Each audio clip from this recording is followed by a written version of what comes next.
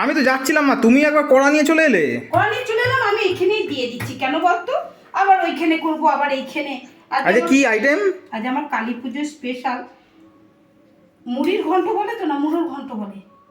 মুড়ির ঘন্ট। চোখটা চুল করছে জানিস তো, এই যে এই যে মুড়ির ঘন্ট। কিন্তু আজ ঘন্ট ঘেটে ফেলিনি আমি। বাবা এবার কেমন ঘন্ট গো? গোটা গোটা মুড়ো? হ্যাঁ, গোটা গোটাই মুড়ো রাখলাম, খেতে হবে, সুবিধা হবে। সবাই গোটা গোটা করে মুড়ো দিয়ে দেবো, ব্যাস। এই দেখ, আজকে এই হচ্ছে আমার মুড়ির ঘন্ট। এটা কিরকম হলো? ব্যাপারটা ভালো হলো না? কিন্তু ঠিক এই গোটা গোটা মুড়ো হয়ে গেলে তাহলে আর গোটা মুড়ির ঘন্ট হলো না।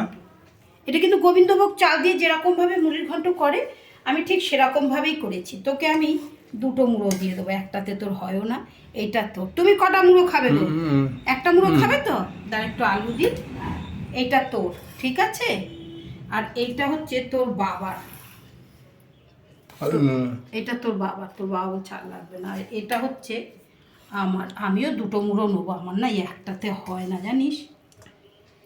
আজকে আমার কালী পুজোর স্পেশাল। শুভ দীপাবলি বন্ধুদের সবাইকে। সবাই খুব আনন্দ করো, দীপাবলিতে খুব আনন্দ করো। লাইট যা বাজি পোড়াও, কিন্তু সাবধানে পোড়াও।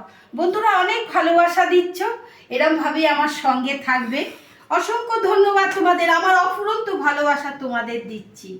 তোমরা আমার ভালোবাসা নিও, বড়রা আমার প্রণাম নেবেন, আর ছোটরা আমার অনেক অনেক ভালোবাসা, অনেক স্নেহ, অনেক মানে কি বলবো, আদর নেবে তোমরা। সবাই খুব আনন্দ করো, মা কালীর করো, আরাধনা করো। আজকে মা কালীর পুজো।